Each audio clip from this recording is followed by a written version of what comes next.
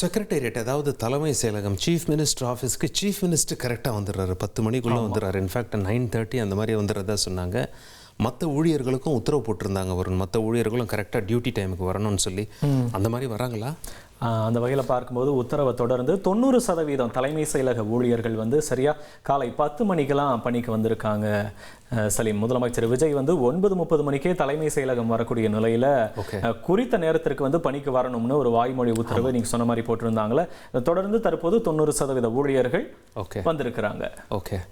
முதலமைச்சர் விஜய் அவர்கள்கிட்ட ஒரு ஸ்பெஷாலிட்டி என்ன அப்படின்னா, அவர் சூப்பராக கார் ஓட்டுவார். ஆமாம், நிறைய கலெக்ஷன்ஸ் வச்சுருப்பார் காரில்.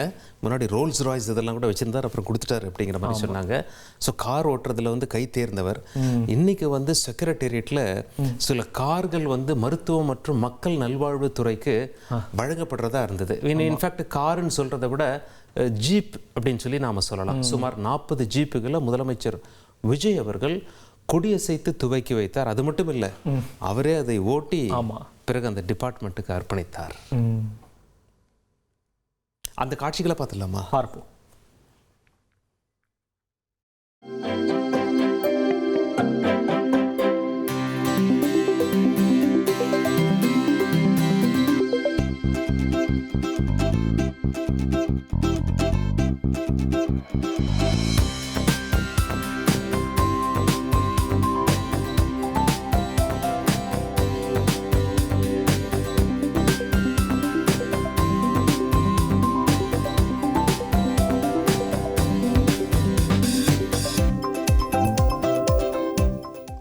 கூட இருக்க செக்யூரிட்டிஸ், போலீஸ் ஆஃபீஸர்ஸ் எப்போவுமே தயாராக இருக்கணும் இந்த மாதிரி சர்ப்ரைஸுக்கு. எப்போ என்ன பண்ணுவாருன்னு. ஓகே, ஃபிட்டாக இருக்க வேண்டியதான் அவசியம் பாருங்கள்ல. இன்றைக்கி பாருங்கள் வருண், அதாவது பண்டித அயோத்திதாச பண்டிதர் அவர்களுடைய பிறந்த நாள் என்று. பிறந்த நாள் சலீம். அதுவும் இல்லாமல் முதலமைச்சராக விஜய் பதவியேற்றதுக்கப்புறம் முதல் முறையாக அவர் கலந்து கொள்ளக்கூடிய ஒரு நிகழ்ச்சி. இதில் பிறந்த நாளை ஒட்டி அவருக்கு மரியாதை செலுத்தி இருக்கிறார் முதலமைச்சர் விஜய். அந்த காட்சிகளை நாம பார்ப்போம். ஓகே.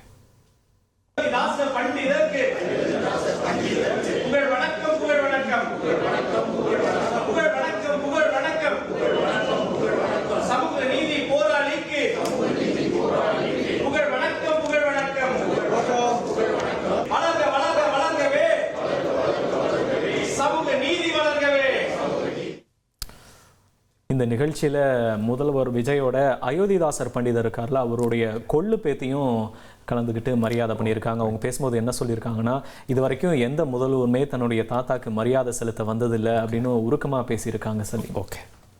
அவர் பேசின காட்சிகளை பார்ப்போம்.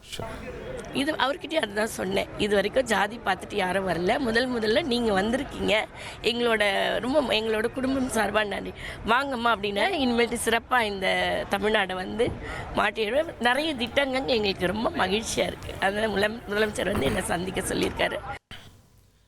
தொடர்ந்து கிண்டியில் இருக்கக்கூடிய அயோத்திதாசர் பண்டிதருடைய சிலைக்கு திமுக தலைவர் ஸ்டாலினும் மரியாதை செலுத்தி இருந்தார். தொடர்ந்து விசிக தலைவர் திருமாவளவன், காங்கிரஸ் மாநில தலைவர் செல்வ பெருந்தகை உள்ளிட்ட தலைவர்களாம் கூட மரியாதை செலுத்தி இருந்தாங்க. சலீம், ஓகே. இனி செல்லும் இடமெல்லாம் செய்தி. தந்தை டிவியின் வாட்ஸ்அப் சேனலை ஃபாலோ பண்ணினா செல்ல இருக்கும் இடமெல்லாம் செய்தி. இதோ QR கோட், இப்பவே ஸ்கேன் பண்ணுங்க, ஃபாலோ பண்ணுங்க.